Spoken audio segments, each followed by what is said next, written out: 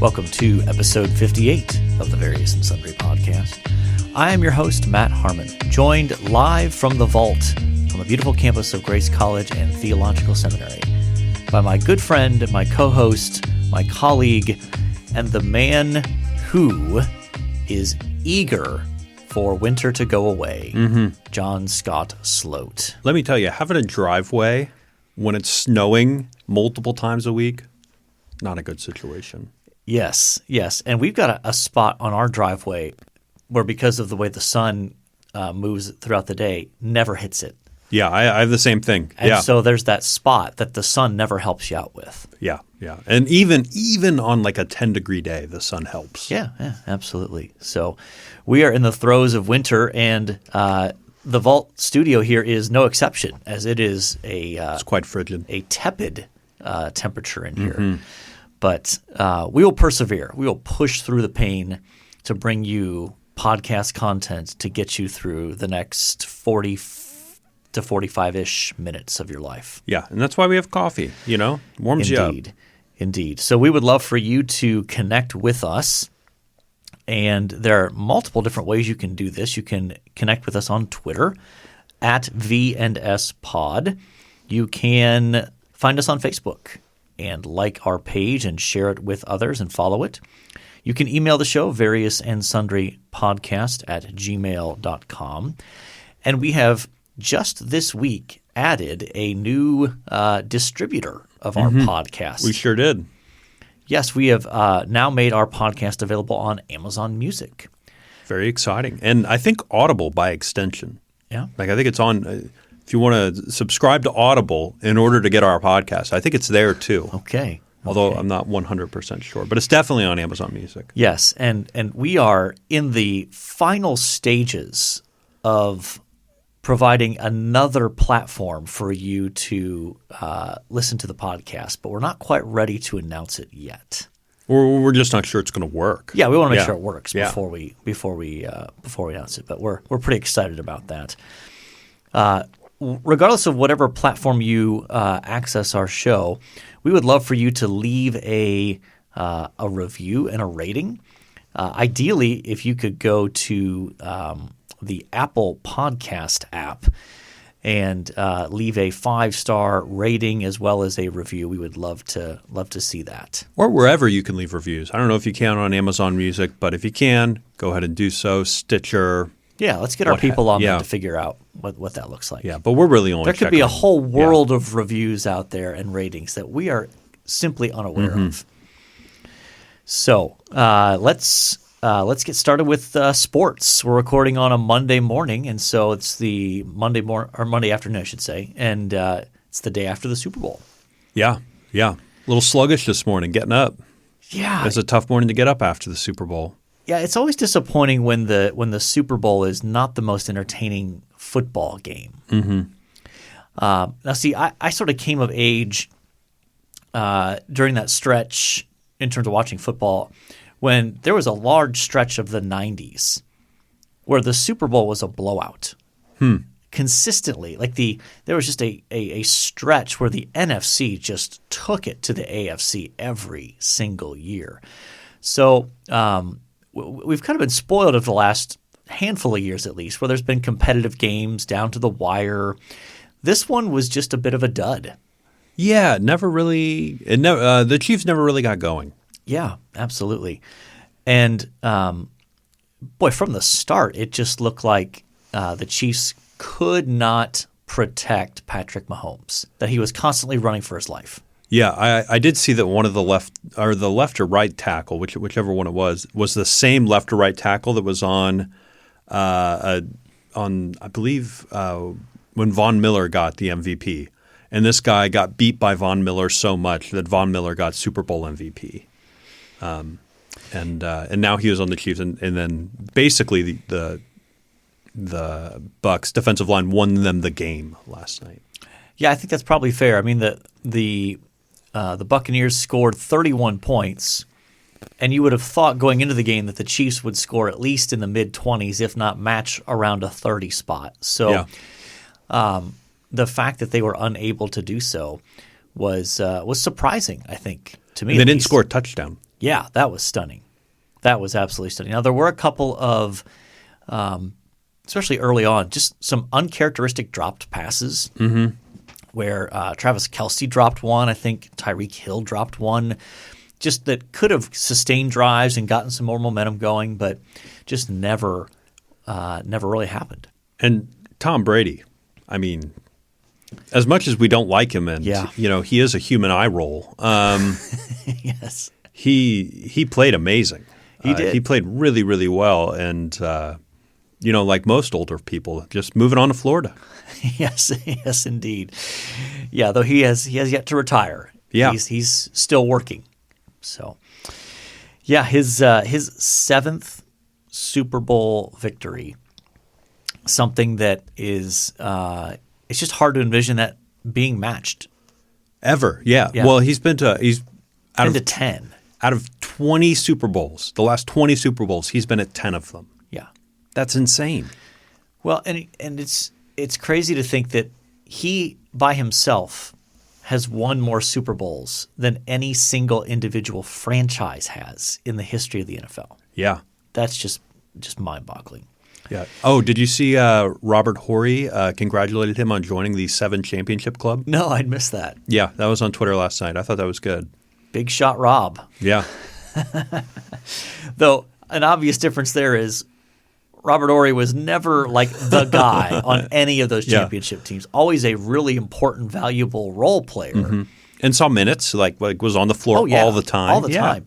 And he has the nickname Big Shot Rob, for a reason. Mm-hmm. He hit some massive shots in playoff games. But he was never the star. But he was never the guy, So, in any case, another big feature of the Super Bowl is the commercials.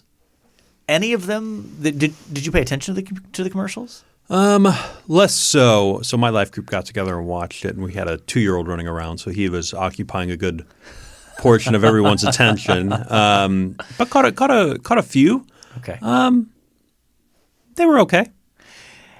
Yeah, none of them stood out to me, but like you, I was not paying close attention. We also had a full complement of children running about from our life group, so. That provided plenty of entertainment between plays. Yeah. The halftime show also was different. Yeah, I didn't pay attention to it. Okay. It was something else. I'm of the age where I'm now I don't recognize who these performers are. I catch a song and I'm like, okay, I've heard that song before, but I have no idea who that is. Did you watch it or did you just? It was on in the background, so I caught occasional glimpses of it. It was weird. What was weird about it? Everything. First of all, most of it happened in the upper bowl of the stadium. And then at some point, he went inside and basically was dancing in a funhouse mirror room with a selfie stick. And this was his singing. And then he came down on the field, no musical guests. Nobody else was there with him. It was just him.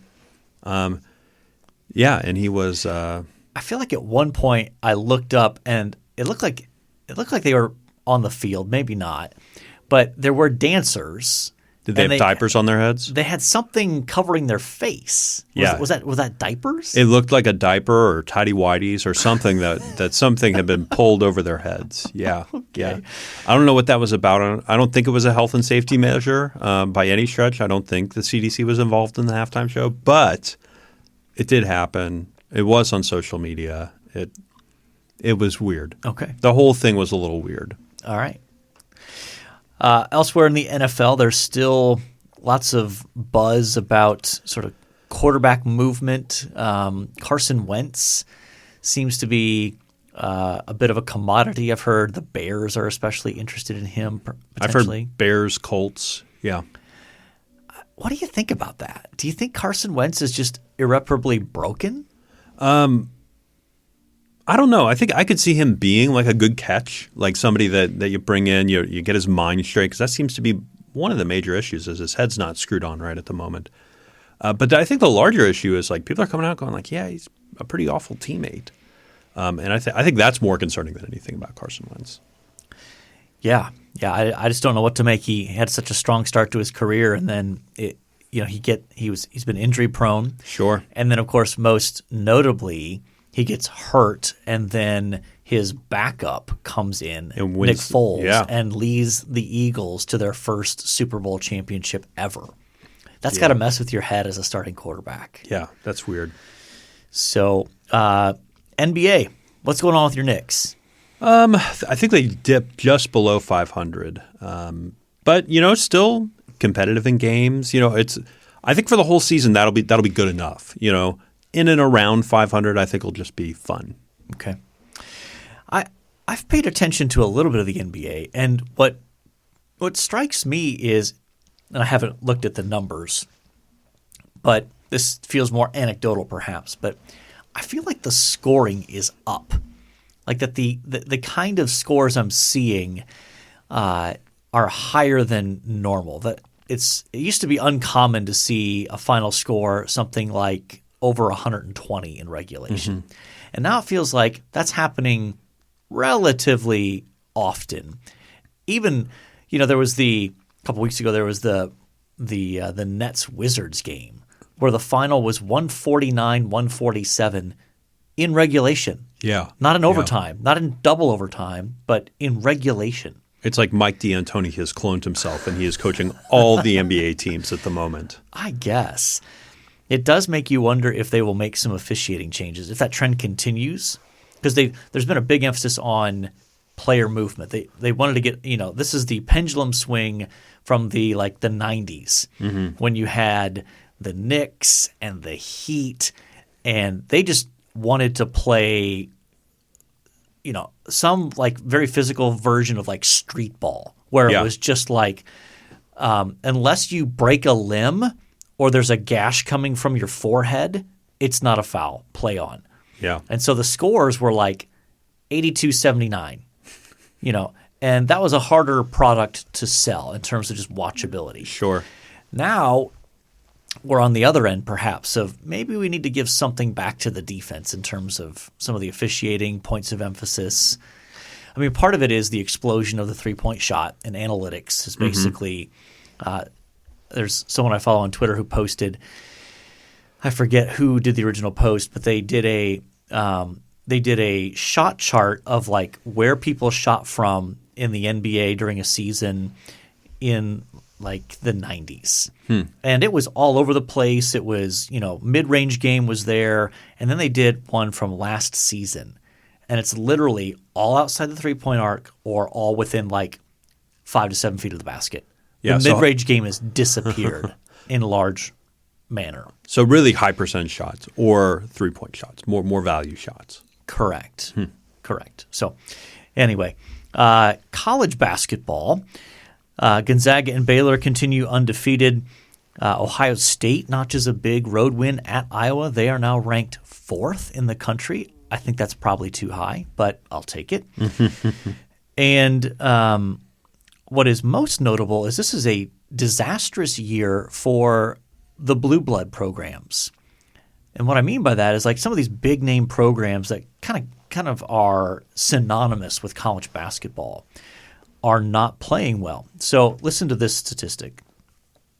This is the first time since December of 1961, so almost 60 years. Mm-hmm. This is the first poll, the AP poll that came out just today when we're recording, in which none of these teams are ranked. Kansas, Kentucky, Duke, North Carolina, and UCLA. None of those teams are ranked. That hasn't happened in almost 60 years. I think it is 60 years. Well, December of 61. Oh, December of 61. So, okay, so we've got 59 and change. Yeah. But I mean, when you think of college basketball success throughout the years, those are some of the first names. Those are the ones that are always at the top. Yeah. And Michigan State could be thrown in there as well. Michigan State's not ranked, which they're more of a blue blood in the last 20 to 25 years. Those other programs I mentioned have been historically good for 60 or 70 years minimum. Yeah, so, I don't know what to make of that. I don't either. We were talking about my favorite game from college basketball over the weekend. Yes. Would you like to inform our listeners of that? Yeah. Houston, fifth ranked, Houston beat Lady of the Lake College from San Antonio, an NAI school. I believe the spread was 40. Oh, gosh. And they won by 60. I don't know how the fifth best team in the country gets an NAI school on their schedule, but it's impressive. Yeah. I mean, it's a weird enough year that I guess I'm not – Lady of the Lake. Just a singular lake, not lakes. It might be Lady of the Lakes now that I'm thinking about it. I don't know. Where are they located? San Antonio. Okay. Yeah. San Antonio is a lovely city. Have you been there? I have not been. I don't actually think I've ever been to Texas. Really? Mm-hmm. Okay. Yeah, San Antonio is a good just a nice city. Got a nice river walk through there, good restaurants. Does it have a lot of lakes? Not that I'm aware of. Not especially? No. So maybe it's just lake singular. Maybe there's a lake nearby. Yeah. Lady of the Lake. Yeah, your new favorite team. Yeah. So since we are coming up, we're recording on this lovely February, what is today, the 8th, I think? 8th, yeah. And this will be the last episode before Valentine's Day. Valentine's Day, yep. And so our topic today is, we've affectionately entitled it, What is Love? And I know you've now got the song going in your head. Do you know who sings that? I don't. I was trying to remember, but I don't know who. You know, Nate in Ohio is going to be upset. We don't know who sings this. Yes. Well, We're going to get yelled at. In fairness, we were rightly, I think, rebuked for not having seen Groundhog Day. I still haven't seen Groundhog Day. I haven't either, but I've got Hadaway in 1993. I've never must be a one-hit wonder. Yeah. Okay. Live Google research. Great programming strategy. In any case, our topic for today is the whole subject of love. Obviously, Valentine's Day is a pretty significant cultural moment every year. Sure. And, consider this your reminder. If you have yet to appropriately get something for your significant other to express have your you bought affection. something for your wife yet? I have. Okay. I have. Nice work. And you? Yeah, a couple weeks ago. Okay. Yeah. See, this time of year for me, I hit this window where I get Christmas and then my wife's birthday and then Valentine's Day and then our anniversary, all within about a 90-day window. So it's that's a lot. It's a lot. I feel the pressure of making sure I get the gifts lined up for that. Yeah, got to space them out as well. You know. Yes. Yes. So let's start with just thinking about culturally speaking. How do you think our culture perceives the idea of love? Just broadly considered, not necessarily just romantic love, but I think, and this might be too big of a statement, but essential to the human experience. okay.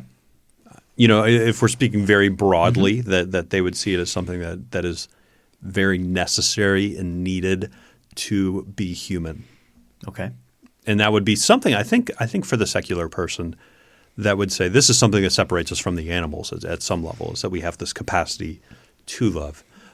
I think, and often as I'm watching TV or movies or whatever, I often go, I want them to define it. Sure. Because they often don't define love. But yeah, that's what I naturally think of. What do you think of?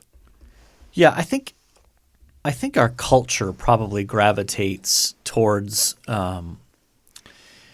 primarily towards romantic love, but even more more broadly, I think that love is most regularly associated with the idea of affection or a feeling.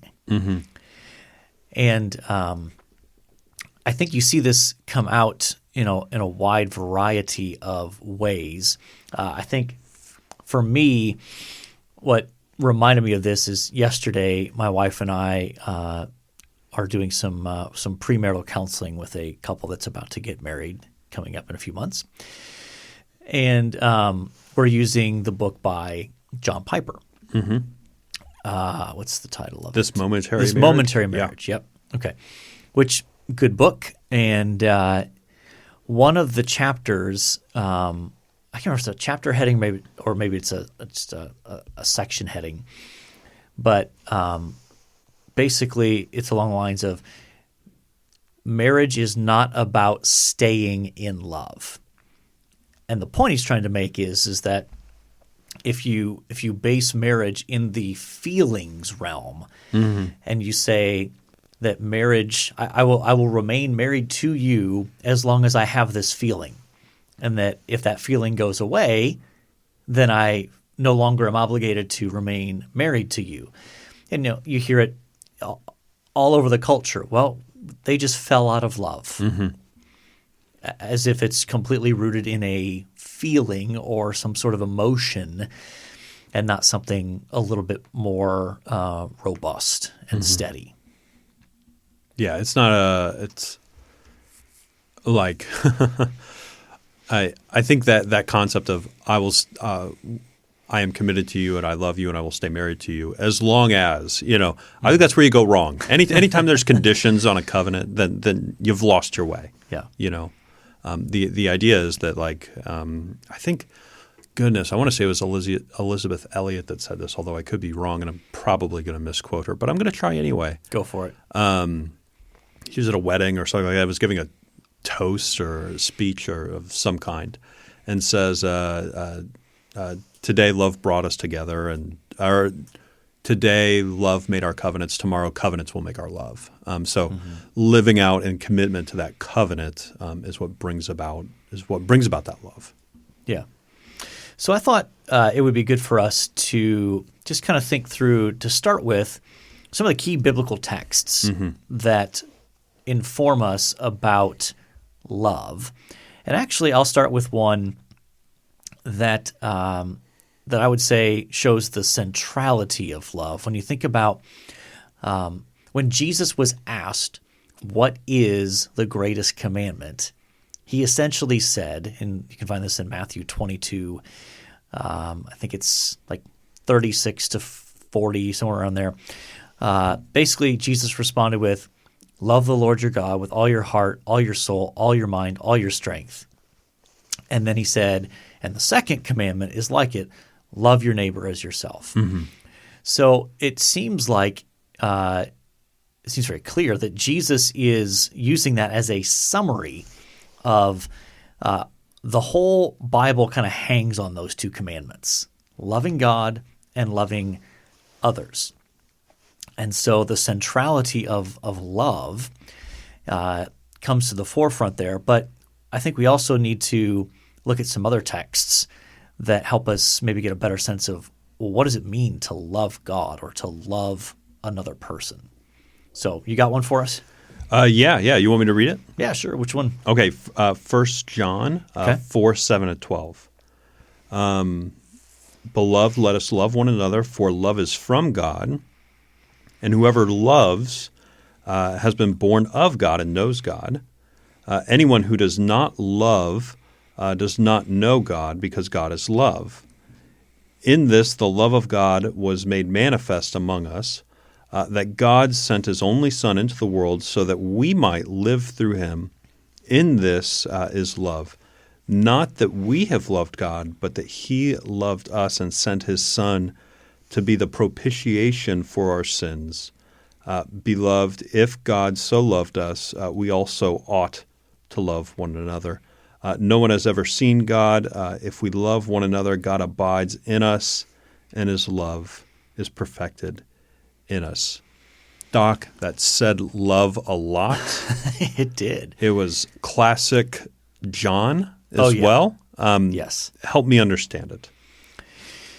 Yeah, I think that text, and again, this is where it is so important to make sure you read context, right? Because it's common for people to just pull out of that idea here, out of that passage. Oh, God is love, and then act as if that's self-explanatory, right? It's as or if filling it with their own cultural understanding of what love is. exactly. And so in the passage, John makes it clear that the love he's talking about that is true of God is rooted in action. It's rooted in it's not rooted in the loveliness of the object loved. I think our culture very much roots the idea of love in that idea of, well, I will love you if you're lovable, if you're worthy, if you're attractive, or if you have certain qualities. That love is rooted or based on the worthiness of the person being loved or the thing being loved. And God's love is the exact opposite. He loves what is in and of itself completely unworthy and deserving of his wrath and his justice.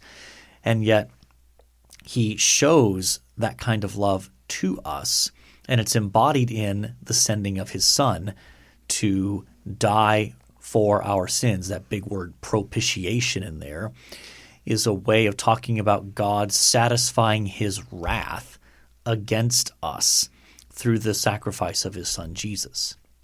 Yeah, I'd also add that the love that God shows for us in sending us his son is a model for us, right? Yeah. Where God is what I think John Stott and I think even Tim Keller would say, God donating himself to us or self-giving of himself to us. And in that way, we're supposed to do the same thing. That's a part of loving is the giving of ourselves in service to others. Yeah, absolutely. John is very explicit about that being the pattern of the love that we are to have for others. And boy, when you stop to think about how hard that is sometimes, it should drive us to a greater dependence on God to enable us to do that. Because breaking news, there are some unlovely, unlovable almost people that you will encounter. Absolutely, yeah. Could be a neighbor, could be a coworker, could even be a family member who through their actions or words or other just characteristics has really nothing to commend themselves to you. And yet God calls you to love them and to seek their best, to seek what is best for them. And that's part of what makes us as Christians stand out, at least according to Scripture, is our love for one another as believers, but even love for unbelievers. And Jesus makes the point in Luke 6 that if you just love people who love you, that's no big deal. Like, that's standard human nature. It's natural to love people who love you. Yeah. That's nothing special. But he goes on to say, basically, love your enemies. Love the people who hate you, who are opposed to you. And not to get political here, but I do think that this passage does apply. It's Luke 6. It does apply to our current cultural moment, that maybe a little bit more reflection on what does it mean to love your enemies, however you want to define them, could go a long way towards us as believers knowing how to live in this cultural moment. Have I stepped too far? I think you barely have stepped far enough. I think you would need to. I think you need to step further. Is what I'm trying to say. If you want to extend it, go ahead. No. This is you started us down this political road. I'm going to let you walk us to the gates of hell here. In any case, I think that But I do think you're right. I do think this applies to our current political situation that we find ourselves in, for sure. Absolutely. I do think it's probably helpful for us to think a little bit about the nature of love, and that's why I want to come back to even this idea of the pursuit of what is best for the other person.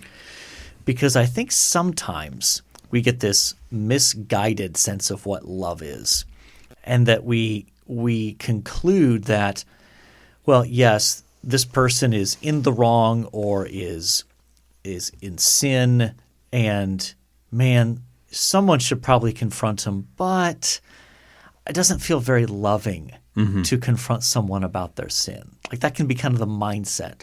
So what would your response be if you're talking with a student and he's saying like, look, my roommate is doing this and it's clearly wrong, but I just don't feel like it's very loving for me to call him out on it and confront him about that? Yeah, I mean, usually my being an RT in the dorm, this came up fairly regularly, and usually I had a twofold piece of advice. One is the idea that you just would let them continue down this road would be incredibly dangerous and incredibly unloving to them. So there is a need for confrontation. The second piece of advice is in the same way. There are some people that really love to confront and love to tell others when they are wrong. Yes. And so being able to speak the truth in a way that honors the truth is also very loving. And saying it in a way that they will receive it is also loving. So those are the two pieces of wisdom on how to confront in those ways that I often give to students. Yeah, and I think I've used this illustration many times. But I think it's helpful. You know, imagine if you went to the doctor and the doctor gets the test results back and he's run all the diagnostics and it comes back that you have a serious form of cancer or something like that. But the doctor thinks, man, if I tell this patient that he's got cancer, like it'll wreck him. Like he'll be so sad. He'll be, it'll like, I just don't, is it loving for me to tell him? I mean, it'll ruin not just his day, but his week, his month, the next 6 months. Like it's just going to ruin him. Well, of course not. Like the doctor knows. Yeah. You got to tell him. I got to tell this patient. And that the most loving thing the doctor can do is communicate clearly, but in a compassionate way. Here is what's happening, and here's what we're going to try to do to try to help you. Yeah. You don't want the doctor that's like, yeah, you got cancer, and it's not looking good. Right. You're a goner. You don't want that guy. Yeah. Either. So one thing I wanted to come around to is actually before I want to hit on one other text, and we won't read it, but. 1 Corinthians 13 might be the most well-known biblical text on love, would you say? Yeah, classic love text. In many, for many, many years. I don't know if it's as common anymore, but it was sort of a standard piece at a wedding that you had 1 Corinthians, even if you weren't even necessarily Christians. If you got married in any sort of loose church context, inevitably that passage was probably going to be read. I actually heard it quoted in a marriage discussion on a mid-2000s sitcom. It's that popular. Yes. And what's striking about that is when you actually go back and look at the passage, it has nothing to do with marriage. Absolutely. I mean, in the context. I mean, obviously you can extend out the principles there. But in the context, it's about how you interact with fellow believers. And the idea of being patient and kind, not keeping a track record of wrongs, all those sorts of things. I think sometimes that's been sort of lifted out of its context and given people the impression that, this is just about marriage. Well, no, it's about how we interact with other people in general. And going back to rooting it ultimately in what what Scripture shows us as God's prior love of us. Yeah. But I wanted to get to something of a – we'll hit these briefly because we're running out of time here. But C.S. Lewis wrote a book called The Four Loves. Did you ever read that, John? I've dipped into parts of it. I've never read the whole thing through. Yeah, so it's a shorter book, but he's trying to distinguish different forms of love. And he at one level, he kind of roots this in some Greek terms, which can be a little questionable, I suppose. But in any case, he distinguishes four different types of love. The first is what he kind of refers to as affection, where it's characterized by warmth and familiarity rooted in the loveliness of the object. The second he calls a sort of friendship love, rooted in common interests. Yeah, that's the one I've done the deepest dive on. What's interesting, though, is when you read through that, of these four loves, Lewis actually thinks this one is the least necessary. Yes, he does say that, but he says it's sort of like art or philosophy. You know, it's one of those things that's not needed, but gives meaning and significance to life. Yeah. Third kind of love, romantic or erotic. That's in some ways, I think, almost self-explanatory when it comes to a strong emotional sense directed towards someone. He makes the comment that it's he refers to it as the least thought about, but the most strongly felt, perhaps. Yeah, I think that's probably fair. Yeah. And then lastly, what he calls charity or divine love, rooted in the Greek term agape. He refers to this essentially as it's not natural and it goes against our wiring because it is self-sacrificial. It is often to the personal detriment of yourself to extend it to someone else. So, yeah. Did you notice that these Greek words did not make an appearance in a Super Bowl commercial this year? You're right. And they did last year. Yeah, I'd forgotten about that. These four terms made at Super Bowl. Somebody asked me last night at the Super Bowl party, so Greek going to make an appearance in this year's Super Bowl? And I just went, what? And then I remembered that commercial. Was it an insurance? What was the product or the service? Do you remember? I don't remember. No, it wasn't about C.S. Lewis, though. I'll tell you that No, it was not. Yeah. No, it was not. I'll tell a quick story to wrap us up on this subject. But when I was a senior in college, by that point I had been friends with my wife, not wife at the time, but for over 3 years at that point.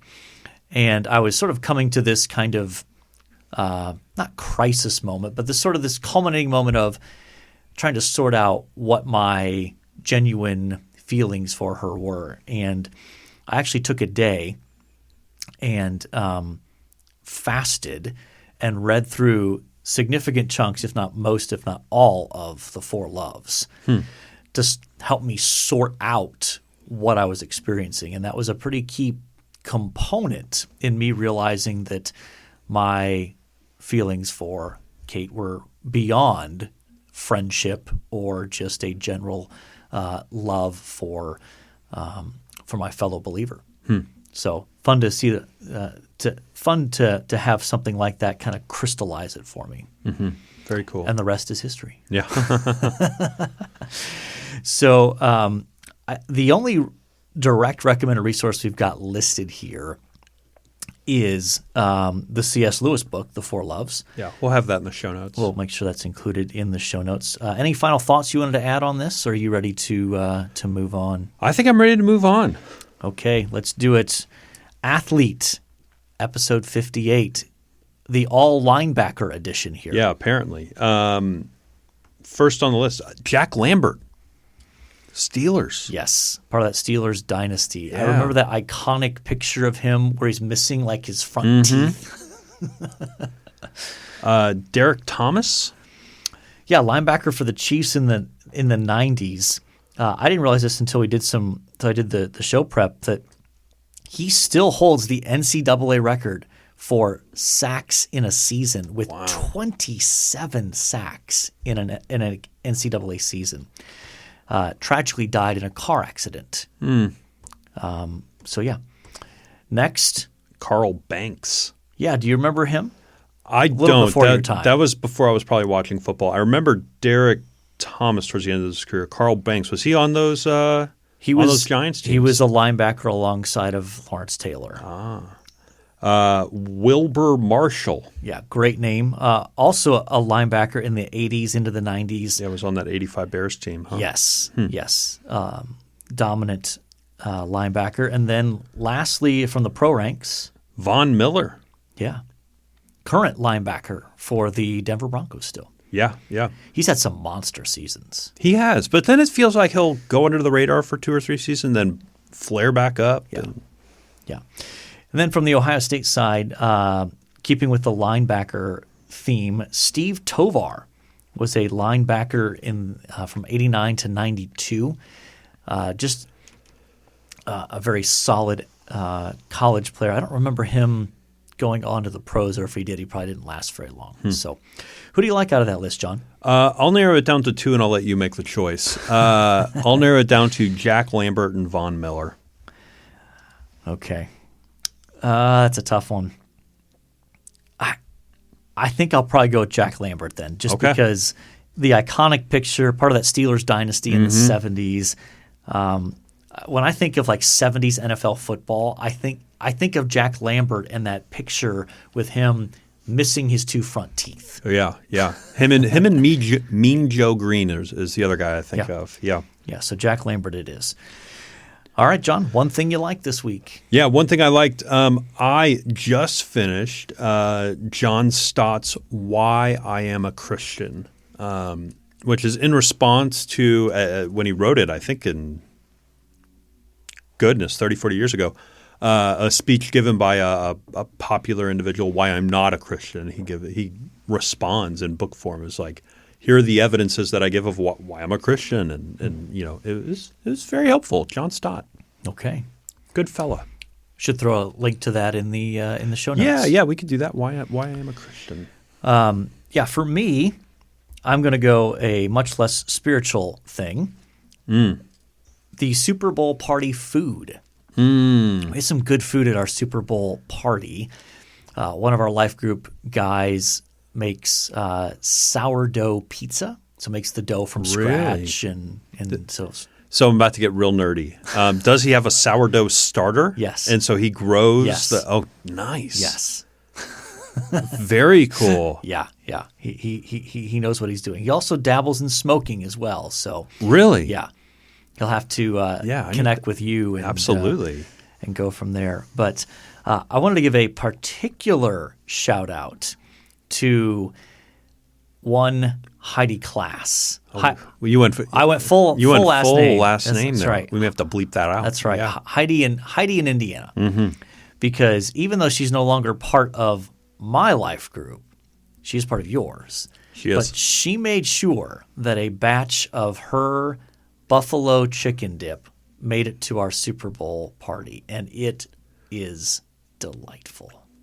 Yeah, there was some at ours as well, and then she goes, John, do you want some to keep some of this in the house? I was like, absolutely. So I got a Tupperware thing at home full of it. So yeah, it was a rough night for any measure of eating healthy, but and the week that follows as well with leftovers for sure. Right.